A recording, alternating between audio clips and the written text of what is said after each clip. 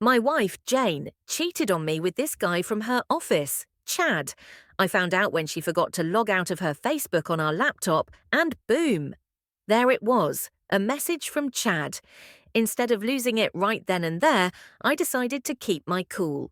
I didn't want to end up regretting my actions later, like my brother did, when he went through something similar.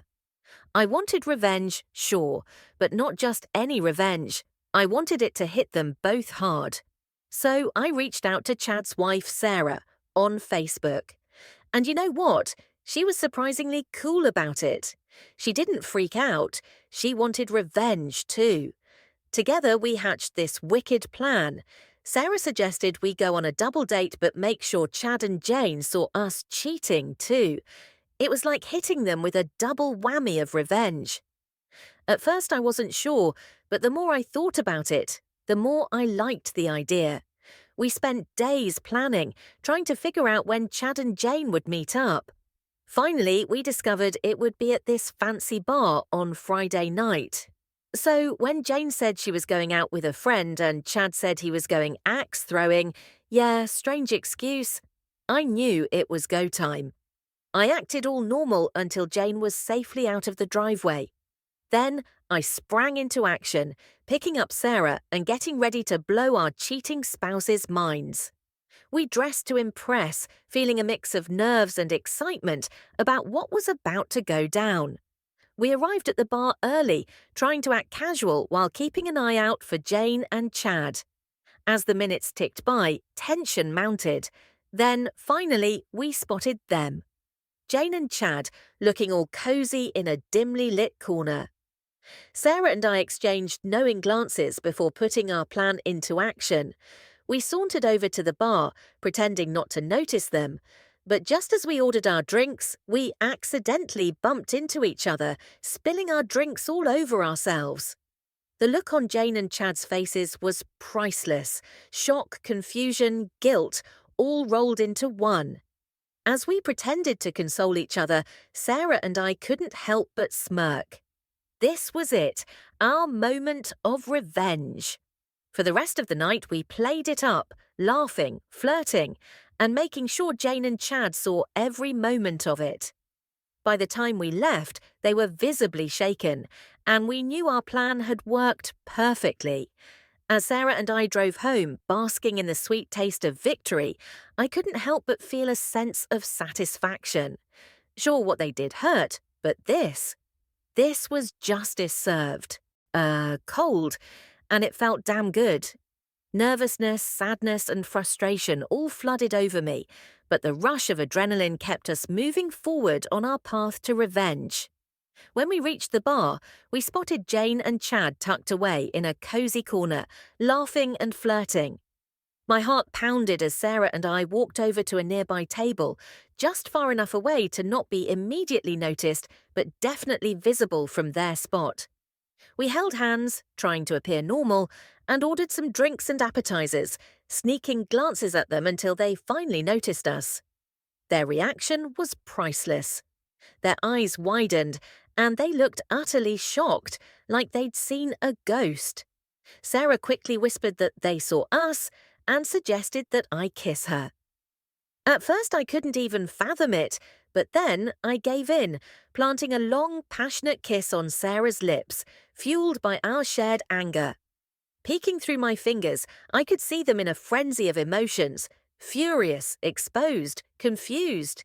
You name it. After about 15 minutes of our laughter and flirting, Chad finally mustered up the courage to come over and confront us. He stumbled over his words, claiming it was a huge coincidence that we were all there and demanding to know what was going on. I played it cool, acting like it was no big deal. "Hey, Chad," I said casually, as if we were old friends. "What a surprise to see you here. Sarah and I just decided to grab a drink for the hell of it. You remember Sarah, right? She's your wife." Chad's face turned beet red, and he started stuttering even more. Jane, who had been watching from their table, looked horrified and on the verge of tears. Before Chad could say anything else, Sarah jumped in. "Oh, come on, Chad," she said. It's not like we're doing anything wrong. We're just two people having a good time, just like you and Jane." Their faces said it all. They were caught red-handed, and they knew it. Chad was clearly at a loss for words, mumbling some excuse about needing to use the restroom before quickly disappearing. Jane, on the other hand, couldn't take it anymore. She stood up from her seat, tears streaming down her face. And that's how our plan for revenge unfolded, leaving them both stunned and exposed. As Jane rushed out of the bar, the shock on her face was undeniable. A clear sign she had never anticipated facing the consequences of her own actions in such a dramatic way. Our scheme had worked better than either of us could have hoped. Celebrating our small victory, Sarah and I couldn't help but exchange a high five and knowing looks. The satisfaction of successfully flipping the script on our unfaithful spouses was immense. We lingered at the bar a bit longer, savouring our drinks and the unexpected camaraderie that had blossomed between us. Despite the unfortunate events that had initially brought us together, Sarah and I discovered we had much in common and genuinely enjoyed one another's company. As the evening progressed, we shared personal stories of our marriages, the efforts we had put into making them work, and the eventual realization that we had been let down by those we trusted most. Sharing these experiences with someone who could truly empathize was incredibly therapeutic. When it was finally time to part ways, I escorted Sarah home, and we agreed to stay in contact. Aware of the difficult conversations and decisions that lay ahead for both of us, it was comforting to know we had each other's support. In the weeks that followed, the fabric of our marriages continued to unravel. Both Jane and Chad expressed profound remorse for their actions, but their apologies came too late. Sarah and I leaned on each other as we navigated the tumultuous process of divorce, finding solace in our shared experiences and mutual support. Our journey of revenge had unexpectedly forged a bond between us, transforming our pain into a source of strength that allowed us to begin moving past our heartaches. While it's too early to label what Sarah and I have as a romantic relationship, our connection has evolved into a profound friendship. The future remains uncertain, but the foundation we've built together offers promise for whatever comes next. Reflecting on this adventure, it's clear that our elaborate plot of revenge accomplished more than just teaching Jane and Chad a lesson. It catalyzed a friendship between two individuals who were navigating through one of the most challenging periods of their lives. Regardless of where our relationship heads, the support and understanding we've provided each other have been invaluable. So, there you have it, the story of how a meticulously planned act of revenge not only exposed the truth, but also led to an unexpected alliance. For those who followed this tale, remember to subscribe for more stories of unexpected twists and turns. Shifting gears, I must share another bewildering chapter from my life. The tale of my honeymoon, which took a turn for the surreal when I discovered my new wife's infidelity. The emotional rollercoaster that ensued and the drastic measures I took in response have left an indelible mark on me. Stay tuned for a story that's as shocking as it is true, illustrating the unpredictable nature of trust and betrayal. On the fourth day of our honeymoon, Emma once again said she needed to head back to our room. But this time, something didn't sit right with me. I couldn't shake off the feeling of suspicion that gnawed at me, so instead of staying put at the beach like I normally would, I decided to follow her, albeit discreetly. As soon as she was out of sight, I trailed her from a safe distance. My heart raced as I observed her movements. When she approached the resort pool area, I noticed a man sitting there, basking in the sun. He waved to Emma, and she responded with a smile, patiently waiting for him to join her. My stomach churned as I watched them walk off together, their casual camaraderie piercing through my heart like a dagger. Determined to uncover the truth, I continued to shadow them, careful to maintain a safe distance. I observed as they entered the elevator, their laughter echoing in my ears. Without hesitation, I darted up the stairs to the second floor, my pulse quickening with each step. Peeking cautiously through the door, I witnessed a scene that shattered my world. There she was, Emma, entering a different room with the man from the pool, the same guy who had been giving her lingering looks on the beach. A surge of disbelief and betrayal washed over me as I struggled to comprehend what I was witnessing. How could she do this to me? What did he have that I didn't? My mind raced with a flurry of emotions: anger, sadness, confusion.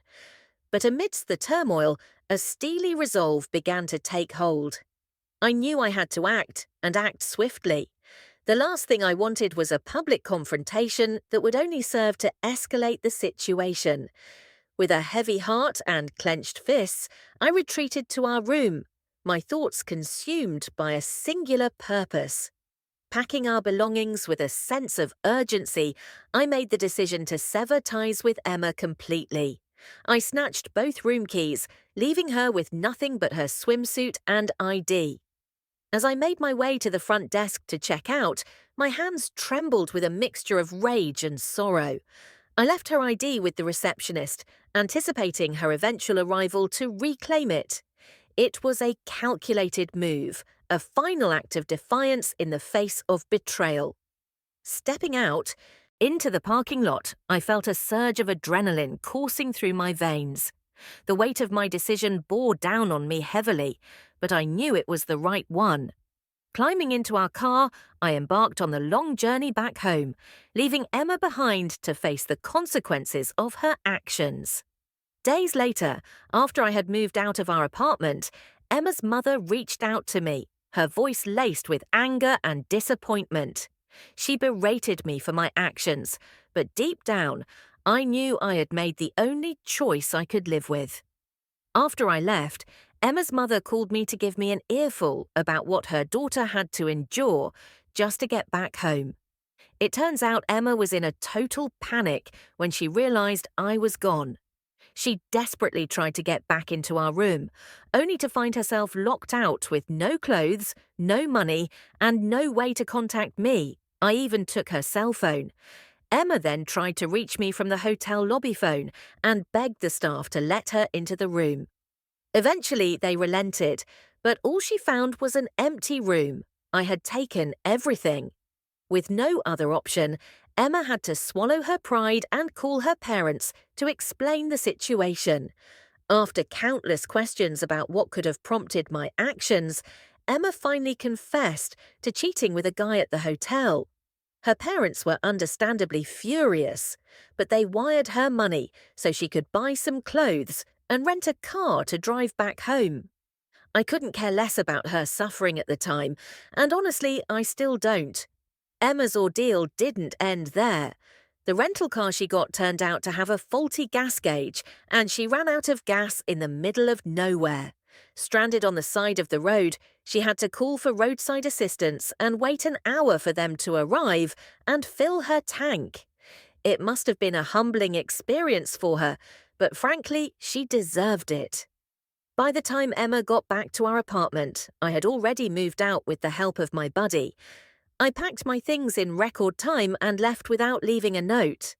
I didn't want to give her the satisfaction of a face-to-face confrontation. She didn't deserve it. When she tried to contact me, I ignored her calls and texts, changed my phone number, and deleted her contact info. I also unfriended her and blocked her on Messenger, leaving no direct path for her to reach me. In the days that followed, I received messages from her friends and family through Facebook, but I didn't respond. Emma's betrayal had wounded me deeply, and I couldn't bring myself to engage with her in any way. The entire experience left a bitter taste in my mouth, but I couldn't deny feeling a sense of vindication, knowing she had to face the consequences of her actions. It was a harsh lesson for her, but sometimes tough love is the only way people learn. As for me, I was ready to move on and leave the painful memories behind. With the support of my friends and family, I focused on rebuilding my life and finding happiness once again. And while Emma's actions had left scars, they also served as a reminder to always trust my instincts and never settle for anything less than I deserve.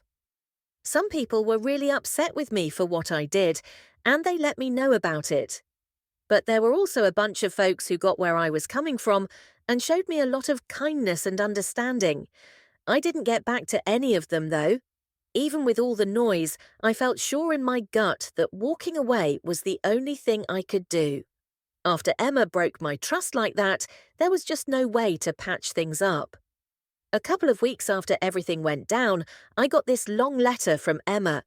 She sent it over to my folks' place, probably because she figured I wouldn't take it if she sent it to me directly.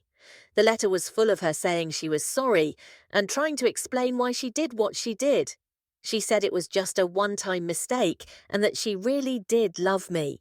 Reading her words, I could tell she was hurting, but no matter how sorry she felt, it didn't change what happened. She crossed a line, and that was something I couldn't just forgive and forget. I never replied to her letter, and we haven't talked since then. So yeah, that's the whole story. He really stuck to his guns, didn't he? I mean, cheating right at the start of their marriage. That's rough. But do you think he went too far with his reaction? Drop your thoughts in the comments, and hey, if you're tuning in, don't forget to hit that subscribe button and ring the bell so you won't miss any updates.